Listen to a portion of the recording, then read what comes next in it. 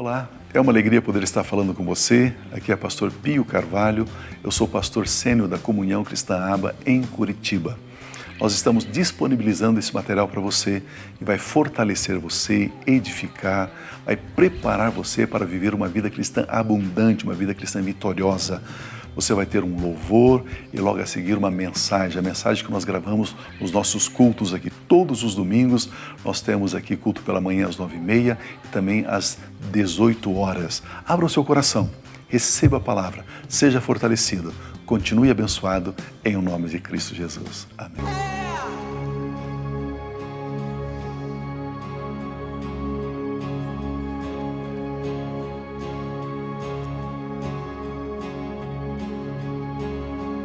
Mudaste o meu viver,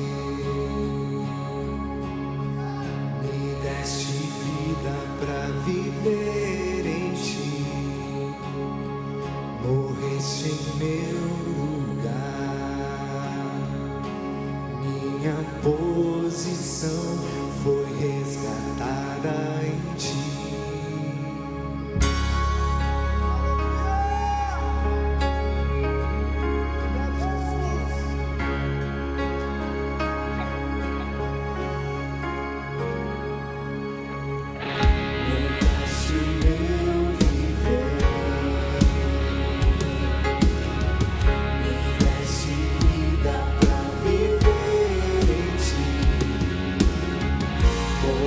Em meu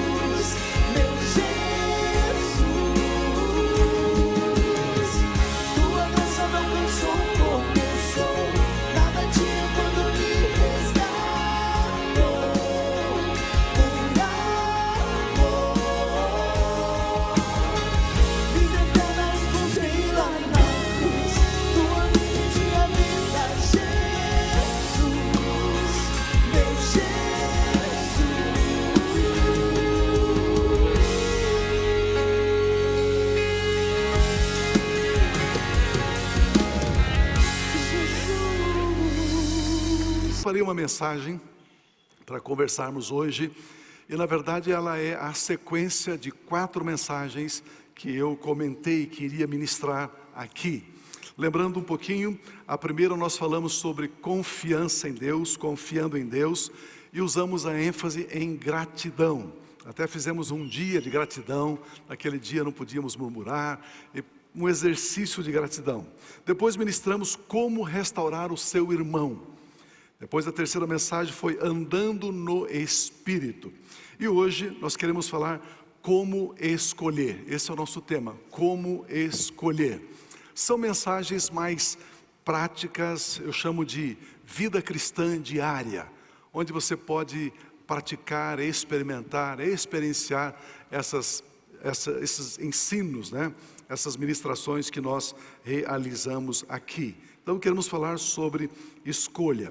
Eu quero ler um texto que o salmista Davi escreveu, o homem segundo o coração de Deus, o doce dos salmos. Ele escreveu um salmo tremendo, intrigante, mexe conosco. E na verdade ele está ali revelando, ele está derramando o coração dele através dessas palavras. Salmo 139, de 1 a 4 diz assim: Senhor, Tu me sondas e me conheces. Deus conhece você. Sabes quando me sento e quando me levanto. De longe percebes os meus pensamentos. Sabes muito bem quando trabalho e quando eu descanso até demais, às vezes, né? Todos os meus caminhos são bem conhecidos por Ti. Antes mesmo que a palavra me chegue à língua, Tu já a conheces inteiramente, Senhor. Aleluia, amém. Queridos, cada um de nós tem inúmeras possibilidades de escolhas todos os dias. Você levanta pela manhã e você já se depara com escolhas. Você precisa decidir, você precisa escolher. Por exemplo, vou escovar os dentes ou não, né? É uma escolha que você faz. Vou tomar um banho ou não, é uma escolha que você faz. Existem escolhas simples, que às vezes afeta só você e a pessoa que está bem do seu lado, por exemplo, escovar os dentes, né? Existem algumas escolhas que são um pouquinho mais complexas, que você pode carregar resultados negativos por causa destas escolhas. Escolher segundo a vontade de Deus não é uma tarefa muito simples, muito fácil. Na verdade, é impossível nós escolhermos segundo o coração de Deus, segundo a vontade de Deus, se não formos guiados e orientados pelo Espírito Santo de Deus. Jesus disse que o Espírito Santo é aquele que nos guia em toda a verdade.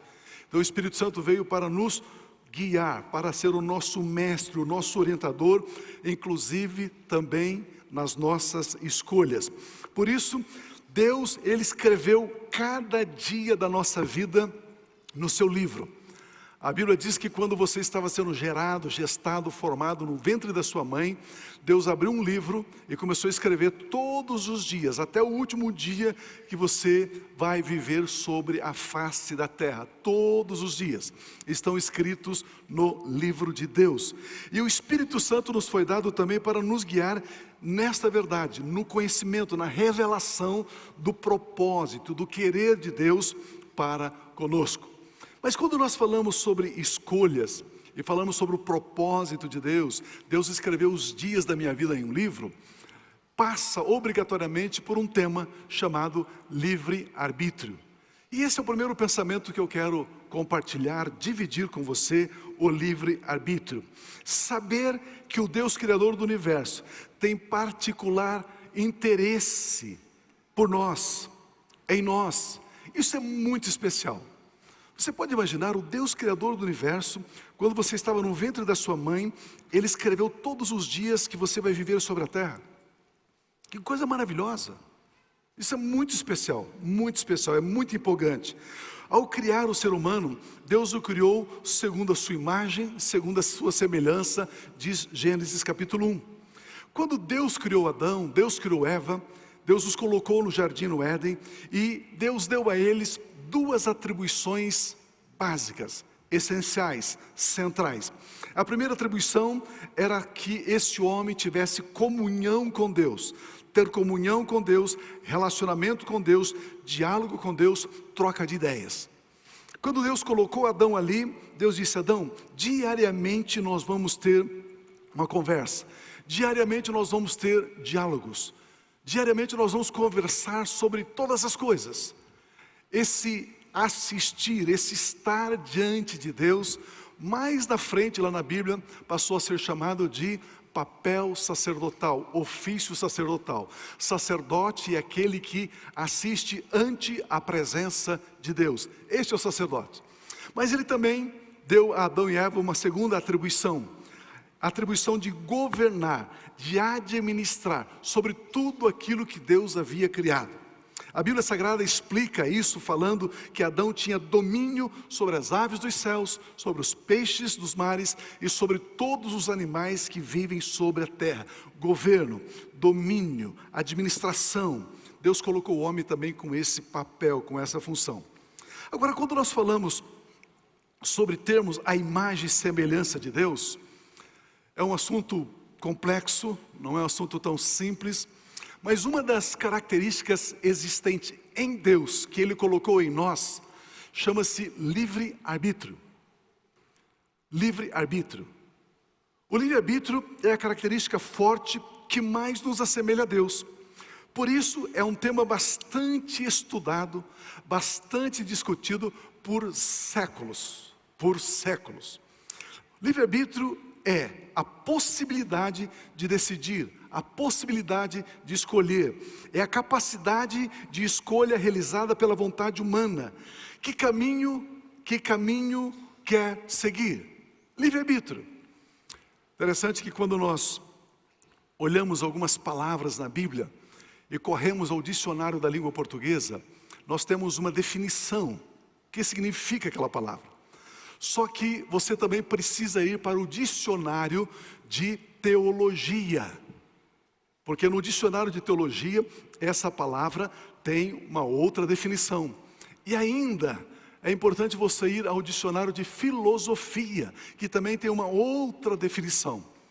Muitas vezes nós ficamos somente com o dicionário da língua portuguesa. E aí nós empobrecemos o texto sagrado. Precisamos de um dicionário de teologia, saber o que significa aquela palavra teologicamente falando. Então, livre-arbítrio, teologicamente, é a capacidade, a possibilidade de decidir, de escolher. Em outras compreensões, em outras definições, o livre-arbítrio também nos torna semelhantes a Deus. Pois Deus é livre em suas escolhas, assim como cada um de nós somos livres em nossas escolhas. O livre-arbítrio é um limite que Deus colocou para Ele mesmo se relacionar conosco. Ou seja, Deus deu o livre-arbítrio a mim e a você. Significa que quando Deus se relaciona conosco, Ele vai até onde permitirmos. Ele vai até onde você diz: Deus, até aqui. Então o livre-arbítrio dado a nós é um limite do próprio Deus em relação à nossa vida. É você quem decide no culto levantar a mão ou não. É você quem decide no culto cantar o louvor ou não. Fechar o olho ou não. Pular, saltar, dançar ou não. O Espírito de Deus, o Espírito Santo, Ele não vai te obrigar a fazer isso. Você tem um livre-arbítrio. Pastor, mas eu achava que para levantar a mão, para dar um glória a Deus, o Espírito Santo vinha, abria a minha boca, puxava a minha língua, chacoalhava e a pessoa gritava: aleluia! Não, não. É uma decisão sua. É uma decisão sua. Quando você vai torcer para o coxa e ele faz um gol, e ele faz um gol, de vez em quando faz um gol. Ele faz um gol, aí você grita lá, é uma decisão sua. É uma escolha sua, é livre-arbítrio. Em Curitiba só tem um time, só tem um coxa em Curitiba, né? Então por isso que eu falei do coxa. Aleluia. O livre-arbítrio, então, é um limite. Ou seja, Deus não impõe a vontade dele a nós. Deus não influencia sobre nossas vidas. Ele vem somente até onde nós permitirmos. Deus mostra a sua vontade. Aceitá-la ou rejeitá-la é uma escolha de cada um de nós. Queridos, viver uma vida cristã intensa ou bem assim, talalá, é uma decisão nossa. É uma escolha nossa. Em João capítulo 3, versículo 16, um texto bastante conhecido, embasa esse meu pensamento. Porque Deus tanto amou o mundo que deu o seu Filho unigênito para quê? Todo que nele crer não pereça, mas tenha vida eterna. Todo aquele que nele crer. Ninguém é obrigado a crer. O cristianismo, entre aspas, 10 vezes, é uma religião, não é uma religião. Por isso que, entre aspas, o cristianismo é uma religião que não obriga ninguém a ser cristão. Você não vê ninguém pegando uma arma aí e dizendo assim, você vai ter que ser crente ou vai morrer. Não existe isso. É o livre-arbítrio. É o livre-arbítrio. Esses tempos atrás teve um movimento de um grupo aí que fez uma peça tentando representar Jesus com desvio comportamental, desvio sexual e tal. E alguém disse, pastor, e a igreja não faz nada? Falei, não entendi, meu irmão. A igreja não se posiciona, a igreja não protesta. Falei, não estou entendendo você. A igreja não tinha que gritar, botar a boca no trombone? Falei, para quê? Não, porque falaram isso a respeito de Jesus. Eu falei, e Jesus precisa de advogados aqui na terra? Aleluia! Você acha que Jesus precisa da minha defesa, da sua defesa? As outras religiões, os seguidores defendem os seus deuses, mas o cristianismo não, ele é Deus dos céus, ele é Deus da terra. Ele tem todo o poder nos céus e na terra.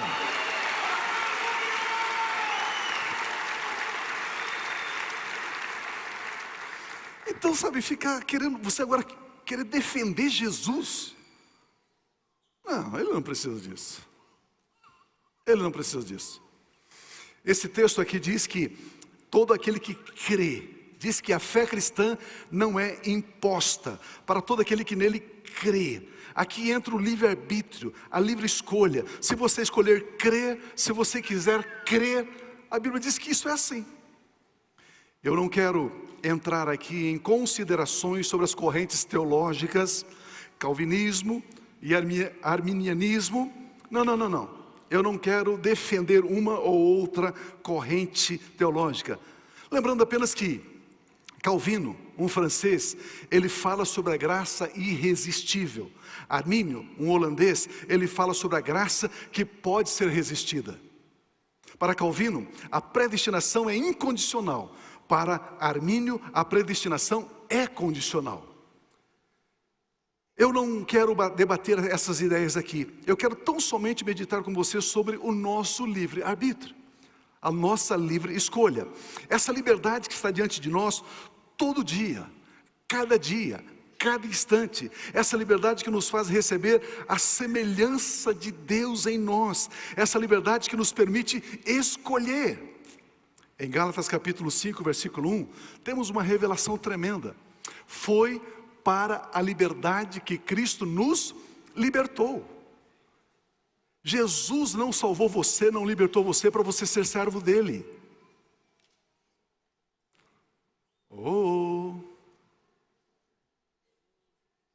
Foi para a liberdade que ele nos libertou.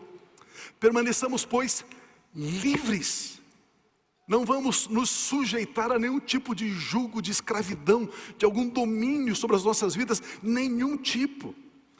Amados, vejam que a ação salvadora de Cristo Jesus não foi nos salvar para sermos dele. Não. Ele nos salvou para, se quisermos, podemos servi-lo. Ele não nos salvou para sermos servos. Ele nos salvou, perdoou os nossos pecados e nos deixou livres para servi-lo. Deus não impõe obrigações. Deus nos dá a liberdade. Servir a Deus é uma escolha de quem é livre. Deus é livre e quer que livremente sejamos dele. Deus não usa mão de obra escrava. Não usa. Aleluia. Mas isso não impede de Deus desejar algo para mim, para você. Isso não impede de Deus estabelecer um propósito para as nossas vidas. Não impede de Deus planejar um caminho, um chão para nós pisarmos e para nós trilharmos, se assim desejarmos, se assim quisermos. Podemos aceitá-lo ou não. Deus mostra a vontade dele para cada um de nós. Podemos aceitá-la ou não. Onde está a vontade de Deus para a minha vida? Pergunta para mim, onde? Aí nós vamos voltar para o livro dos Salmos, o 139, o versículo 14. Nós temos aqui uma revelação extraordinária. Aqui fala do cuidado de Deus, da importância que temos para Deus. Aqui fala da vontade de Deus para cada um de nós. Eu te louvo porque me fizeste de modo especial e admirável. Hello, você é especial e admirável. Estão aí ainda? Tuas obras são maravilhosas. Eu digo isso com convicção. Davi olhava no espelho e dizia assim: eu sou especial, eu sou admirável, aleluia, eu sou um sucesso, glória a Deus. Ele dizia isso com dúvida? Ele dizia isso com convicção. O Senhor me criou, o Senhor me formou de uma maneira especial, admirável. As tuas obras são maravilhosas. Eu sou obra das tuas mãos. Por isso eu digo isso com convicção. Interessante que Davi então não tinha dúvida alguma de que ele era exatamente a expressão do querer divino. Ele diz: me fizeste de uma forma extraordinária, admirável.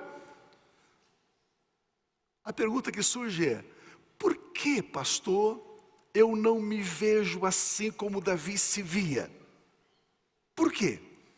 Porque quando lemos esse texto, começamos a nos ver de fora para dentro.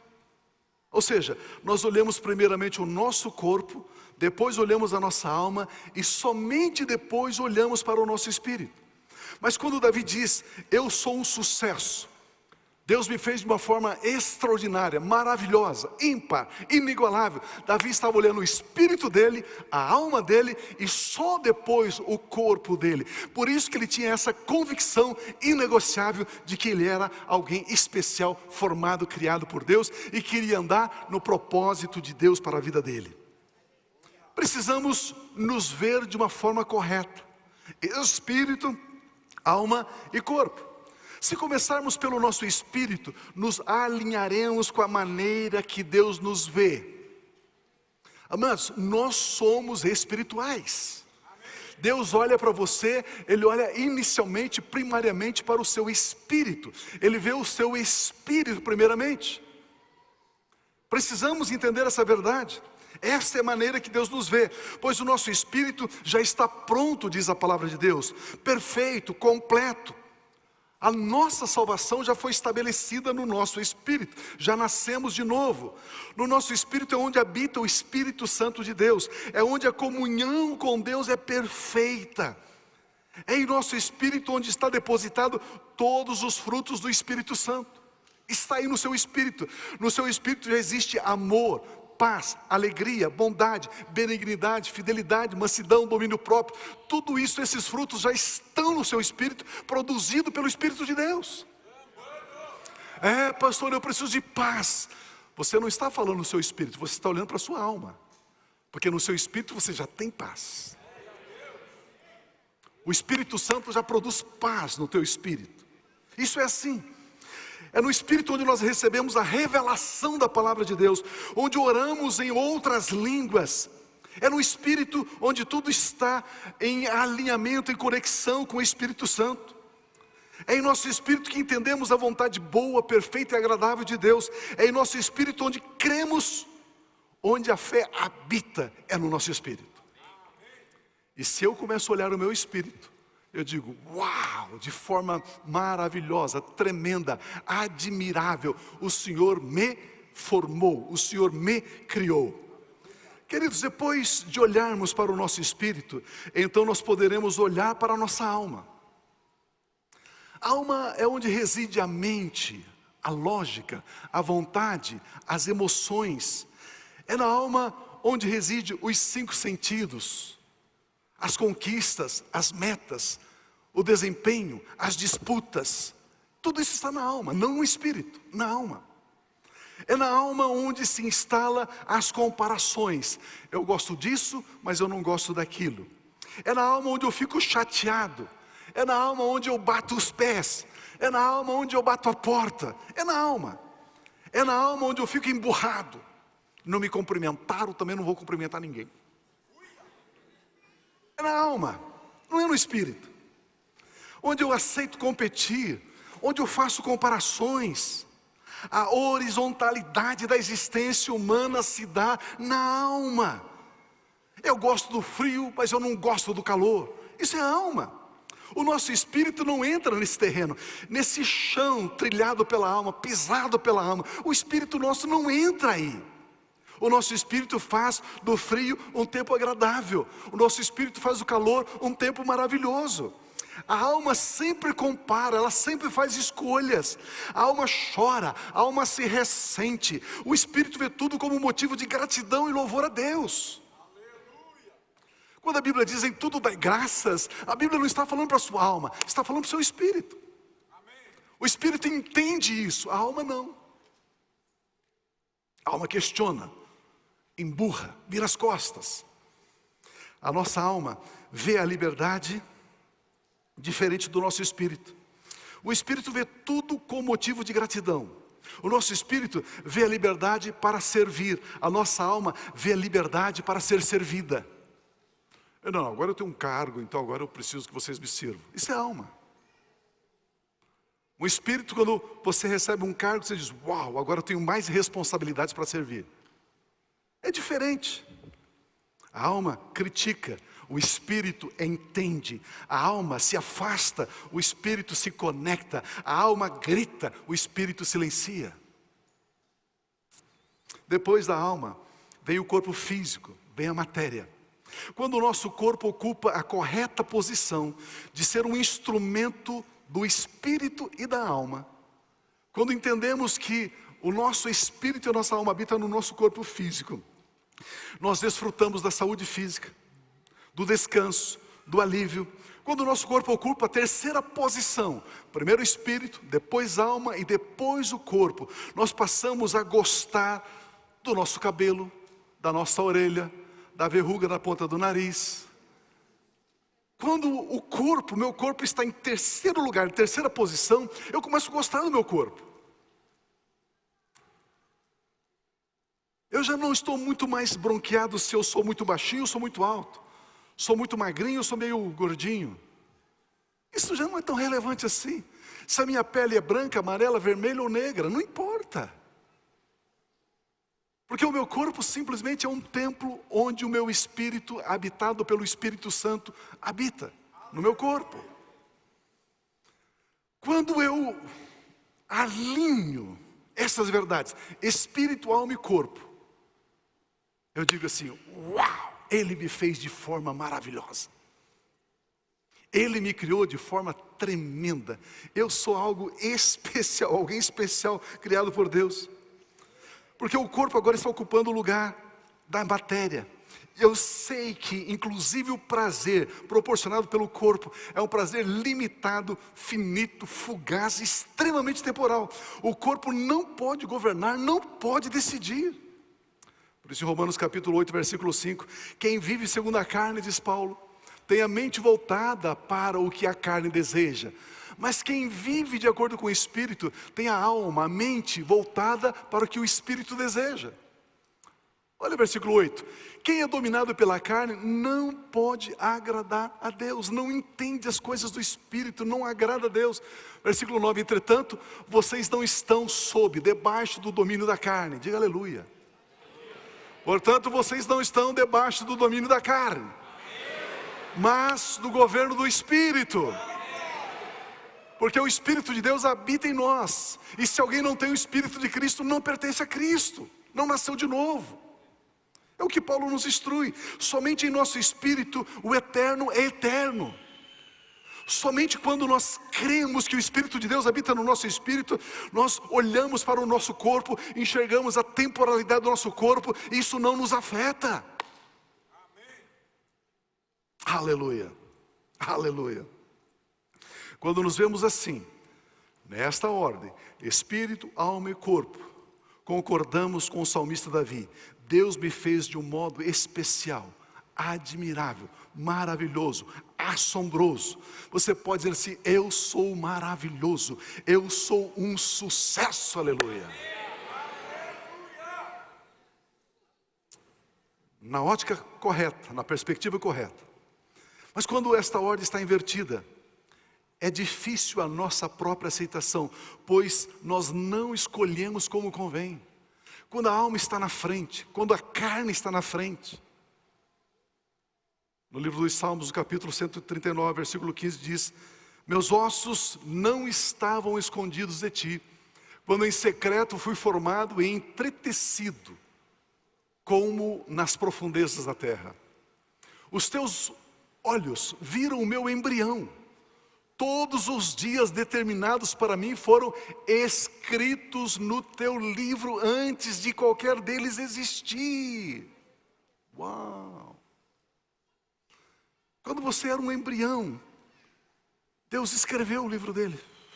Todos os dias, todos os dias. Pastor, e por que então eu passei por aquela dificuldade? Porque você estabeleceu o seu caminho fora do propósito. Simples. Pastor, por que eu passei por aquela luta, aquela adversidade? Porque a sua alma escolheu e não o seu espírito. A sua alma decidiu e não o seu espírito. Simples assim. Deus esteve com você desde os primeiros instantes da sua vida. Ele nunca te abandonou e Ele nunca vai te abandonar. Nunca. Somos nós quem traçamos um caminho paralelo ao propósito dEle, ao querer dEle, à vontade dEle. Mas mesmo assim Ele está ali. Deus traçou um caminho para você. Deus escreveu todos os dias da sua vida no livro dEle. Queridos, como isso é maravilhoso. Como isso é tremendo. E é aqui nesse ponto que muitas vezes nós nos confundimos. Aqui nesse ponto. Lembremos-nos de que Deus nos deu o livre-arbítrio. Por isso, quando Deus escreveu o roteiro da nossa vida, Ele não estabeleceu o determinismo. Pastor, o que é determinismo? Determinismo, em palavras bem simples, é o conceito de que o que será, será. Tinha que ser assim. Não. A síndrome de Gabriela. Eu nasci assim, eu cresci assim, eu sou Gabriela, vou morrer assim. Não. Esse é o determinismo. Ele não estabeleceu o que será, será.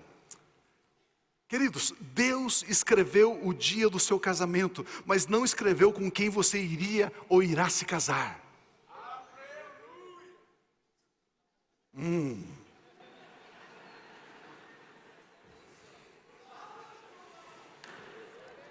A escolha é sua, o livre-arbítrio é seu. Deus escreveu o dia da sua formatura, mas Ele não escreveu qual curso que você iria fazer. Foi você que escolheu.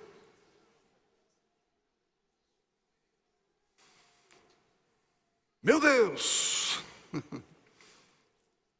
A Bíblia diz que Deus escreveu todos os nossos dias. Por exemplo, fevereiro de 2020 já está escrito a seu respeito. Ali tem paz, ali tem felicidade, ali tem recursos financeiros, ali tem alegria, ali tem vitórias. Tudo já está escrito. Esse é o propósito dele para a sua vida nesse mês. Aleluia! Como eu disse, o que acontece é que muitas vezes usamos o nosso livre-arbítrio e traçamos um outro caminho fora do propósito. Por isso, em Provérbios capítulo 16, 25, nós temos um alerta, um sinal vermelho. A Bíblia diz: há caminho que parece reto ao homem. O homem olha, avalia, vê, pondera na sua alma, na sua carne, e diz: isso aqui vai ser uma bênção, vai ser um sucesso. Mas o final desse caminho conduz à morte. E isso não está escrito no livro de Deus a seu respeito, a meu respeito, a nosso respeito. Por isso, esta é a razão pela qual somos e devemos ser sempre guiados pelo Espírito Santo de Deus e sermos guiados pelo Espírito. Queridos, nós somos espirituais. Isso tem que ficar bem firme dentro de nós. Nós não necessitamos tentar achar um caminho. O próprio Senhor Jesus Cristo diz: eu sou o caminho, eu sou a verdade, a realidade, eu sou a vida. Em outras palavras, ele está dizendo: ei, pise nesse chão, que sou eu, trilhe em mim, caminhe por mim, siga as minhas pisadas, ande aqui, nessa verdade, nessa realidade. Mas nem sempre agimos assim. Usamos o livre-arbítrio e escolhemos diferente. E por que fazemos assim? Pergunta para mim, por quê? Porque usamos da liberdade para fazer aquilo que nós queremos, aquilo que nos aprisiona. E por quê? Amados, quando damos ouvidos à nossa alma, à nossa carne, desviamos de tudo que Deus escolheu para nós. E quando, pela palavra de Deus, andamos pelo Espírito, escolhemos tudo que Deus escolheu para nós. É uma questão de decisão no Espírito ou decisão na alma. Aqui, agora, surge uma pergunta central: como saber o que Deus escreveu para a minha vida para este ano? Como saber o que está escrito nesse livrinho?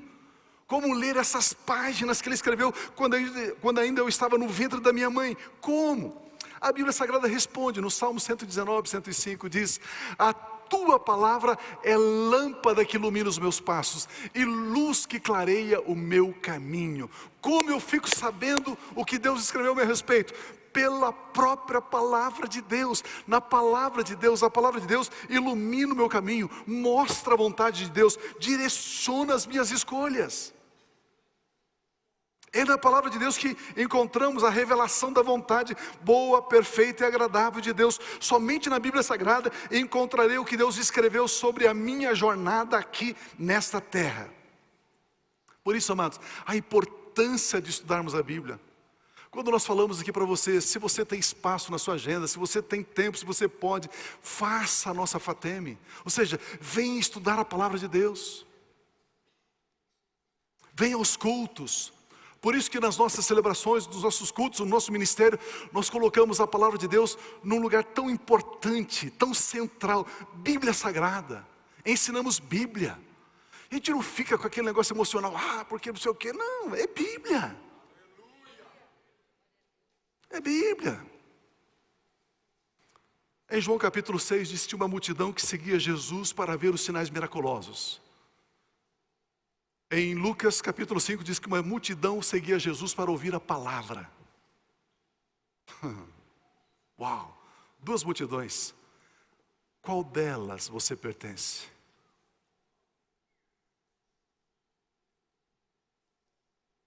A palavra nos forma.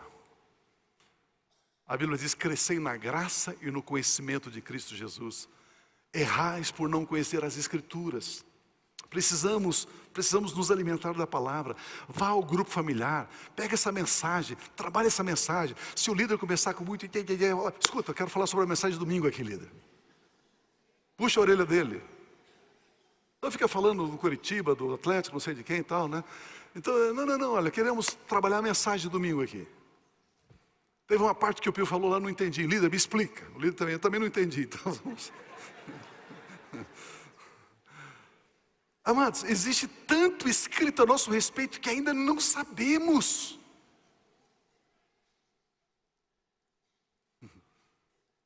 Coisas maravilhosas que Deus planejou para cada um de nós. O próprio Deus, através do profeta Jeremias, chamou a atenção do povo hebreu. Jeremias 33:3 dizendo o seguinte: clame a mim e eu responderei, e lhe direi coisas grandiosas e insondáveis que você não conhece ainda. É interessante que essa palavra, esse verbo clamar aqui no hebraico, é recitar, ler, proclamar, ler em voz alta. Nós podemos contextualizar esse versículo dizendo o seguinte: leiamos em voz alta, proclamemos a palavra de Deus, e Ele nos mostrará coisas grandiosas e insondáveis que ainda não conhecemos. Na palavra. Veja a si mesmo como Deus vê você. Deus nos criou com possibilidades ilimitadas. Amados, tudo aquilo que te limita não está escrito no livrinho a seu respeito. Não está. Eu não sei como colocar isso, mas por gentileza, me entenda. Existem algumas áreas da sua vida que você precisa se levantar, você precisa ficar inconformado. Você está muito passivozinho com algumas coisas aí. Está na hora de você ficar em pé e gritar, dizer assim: Deus, chega, eu vou mudar isso na minha vida. Eu vou mudar. Queridos, é importante isso. Decida fazer parte do plano de Deus. Decida conhecer o propósito, experimentar e desfrutar do propósito dele. Sua herança é ter o melhor de Deus agora, já. Você foi criado para a vida, para a dignidade, para a felicidade, para o amor, para a abundância. Creia nisso. Nunca mais desacredite no que Deus quer para você. Em João capítulo 1, versículos 12 e 13, olha que texto tremendo. Contudo, aos que o receberam Jesus, aos que creram no nome dele, deu-lhes o direito de se tornarem filhos de Deus. Você crê em Jesus? Diga sim. Você recebe Jesus? Diga sim. Pronto, você é filho de Deus, filha de Deus. É o que está escrito, está lá. Aleluia. Olha o versículo seguinte. Os quais não nasceram por descendência natural. Outra versão diz assim: nem pela vontade da carne, nem pela vontade de homem algum. Você não nasceu pela vontade da carne, você não nasceu pela vontade do homem, mas você nasceu de... Meu Deus. Eu nasci de Deus e vivo aqui na terra como se tivesse nascido somente de homem, da carne. Existe um divórcio, existe uma dicotomia, existe um afastamento entre aquilo que Deus tem para você e aquilo que você está vivendo.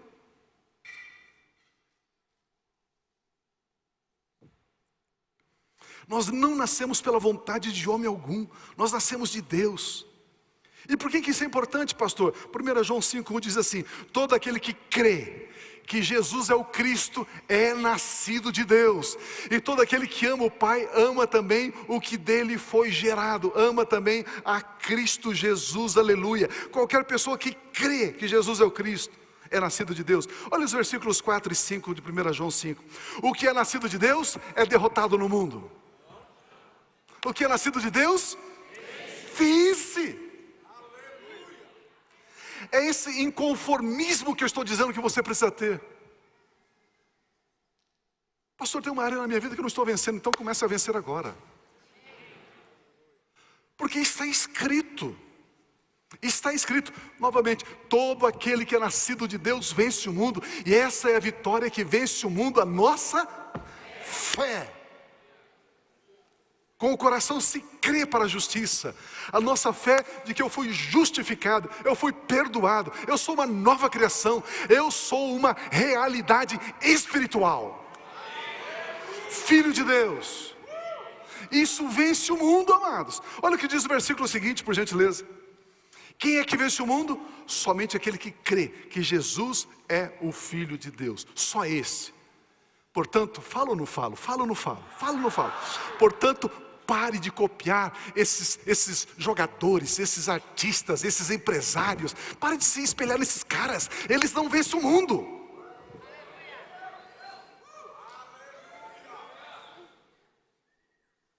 Você está se empolgando com coisas, com pessoas que... eles não nasceram de Deus. Ainda não, vão nascer, glória a Deus. Não, porque o fulano de tal, ele não sei o que, ele tem uma frase, e você põe... para com isso, meu irmão. Põe um texto bíblico nas suas redes sociais. É assim que vence. Todo aquele que é nascido de Deus vence o mundo, mediante a fé em Cristo Jesus. Que coisa tremenda. Está escrito que você é um vencedor, que você é mais do que vencedor em Cristo Jesus. Uma vez que você crê que Jesus é o Cristo, você torna-se o amor de Deus em ação sobre a terra, torna-se a expressão de Deus na terra, torna-se o querer dele sobre a terra. Meu irmão, você foi feito para a vida e vida abundante. Saiba que Deus te amou e te ama.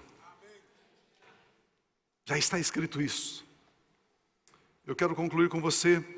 O Espírito Santo está te relembrando da sua origem divina. Hoje Ele está te relembrando da sua origem divina. Hoje Ele está orientando a mim e a você como escolher, para você fazer escolhas espirituais corretas. Deus te escolheu para você viver o seu alto propósito. Você jovem, escolha participar do plano de Deus para a sua vida. Hoje diga assim, é o seguinte, eu vou focar nisso. O querer de Deus, o propósito de Deus, eu vou viver essa essência espiritual. Você que já não é tão jovem, escolha participar do plano de Deus para a sua vida. Pio, mas eu já estou velho, eu tenho muita idade e tal.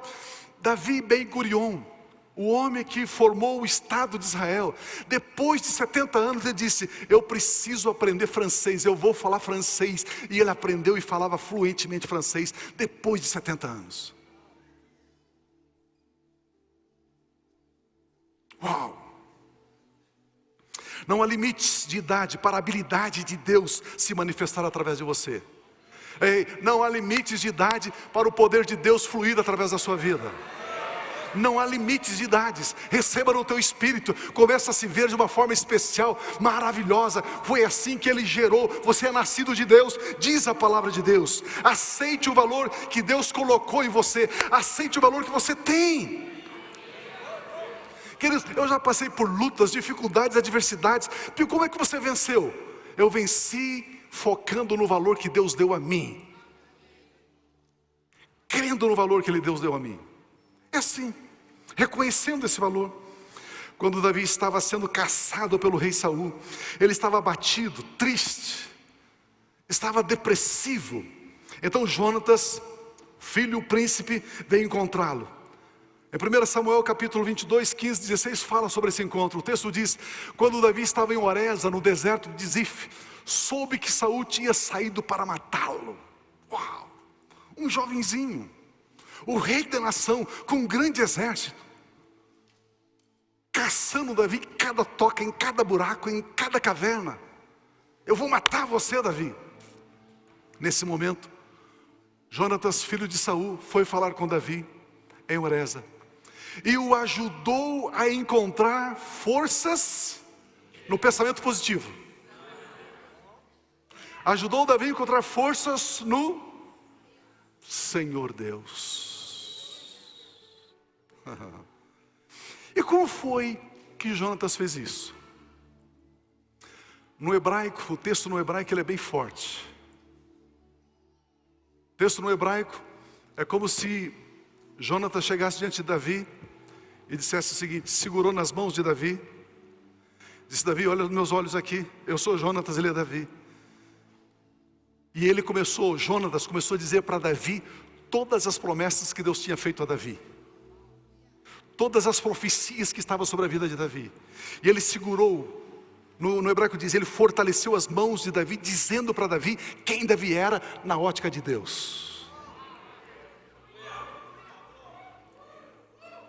Nesse momento Davi ressurge, ele se levanta como um leão, como um valente, e ajudou a encontrar forças em Deus. Jonatas fortaleceu a confiança de Davi em Deus, lembrando a Davi as palavras, as promessas que já haviam sido dadas a Davi.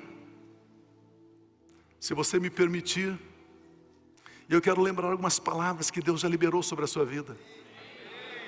Se você me permitir, a palavra de Deus diz que você é como árvore plantada junto a ribeiros de água.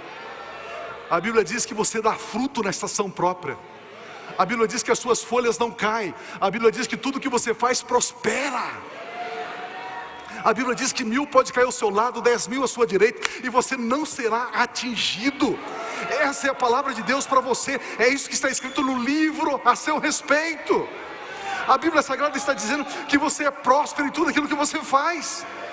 A Bíblia diz que você é fortalecido no Senhor e na força do seu poder. Você é sustentado por Ele. A Bíblia Sagrada diz que o Espírito Santo habita no seu espírito e te guia com poder. A Bíblia diz que você já recebeu poder, e recebereis poder ao descer sobre vós o Espírito Santo. O Espírito Santo já está sobre a sua vida, você já está empoderado, a glória de Deus já está sobre a sua vida, a unção já está sobre você. Creia nisso, receba isso no seu espírito. Você foi feito de uma forma maravilhosa, tremenda. A Bíblia diz que você é como um jardim regado. As suas águas nunca acabam, nunca secam. Você está florindo, exalando o bom perfume de Cristo. Você está exalando a sabedoria do alto. Você é uma pessoa que aonde você entrar, você traz a graça de Deus, a glória de Deus, o perfume de Cristo. Você traz a revelação da vontade de Deus. Meu irmão, veja-se assim. Por isso você pode dizer: uau, de uma forma tão especial, tremenda, maravilhosa. Ele me criou, Ele me formou. Eu sou nascido de Deus. Eu já venci o mundo em Cristo Jesus. Não existe barreiras, não existe adversidades, não existe lutas, não existe mercado, não existe governo, não existe partidos. Eu pertenço ao partido dos céus. Aleluia, aleluia, yeah.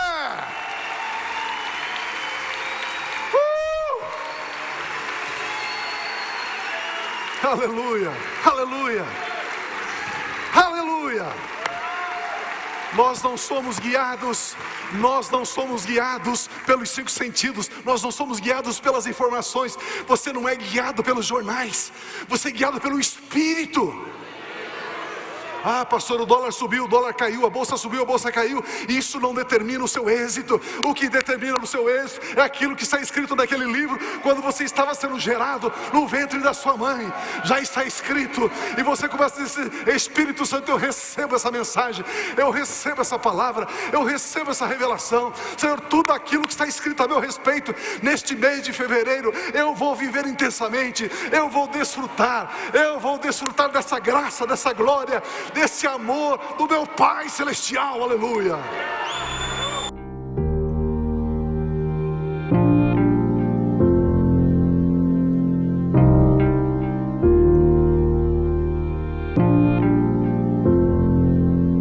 Não tem nada a ver com o que temos ou com o que fazemos, tem a ver com o que somos. A mesma vida que Jesus tem, a mesmíssima, a mesma natureza, a mesma essência, a mesma vida, a vida incriada, o Zoe, a vida eterna, a mesma vida Deus colocou dentro de você. E você avança com absoluta certeza e segurança, porque você sabe quem você é. E quando você sabe quem você é, e quando você é maravilhoso. Como é bom